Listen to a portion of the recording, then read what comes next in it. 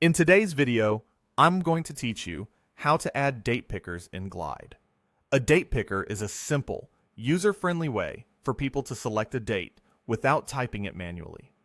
It reduces errors, standardizes formatting, and makes your app feel more professional.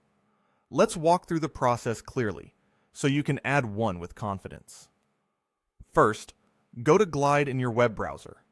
For the smoothest experience, use a desktop browser so you can see the full editor.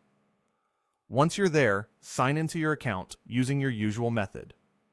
After you're signed in, open the project you want to edit. Make sure you're on the screen or tab where you want users to enter a date. This could be a form screen, a details screen, or any place in your app where components can be added. On the left sidebar, look for the Components panel.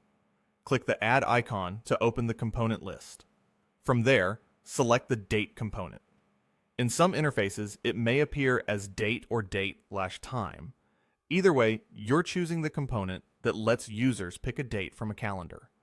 As soon as you add it, customize the settings so it fits your use case. Connect the component to the column in your data where you want the selected date to be stored. Give it a clear label so users know exactly what the date represents, like appointment date or deadline. If Glide provides helper or placeholder text, use it to set expectations. Something like select a date can guide users. Adjust the display format to match your region or preference, such as month/day/year or day, month/year, and decide whether you want to include time selection in addition to the date.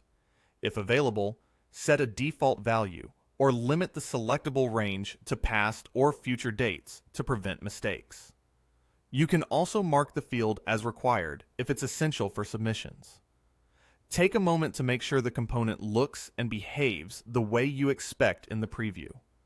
Clear labels, concise help text, and an appropriate date range all contribute to a better user experience.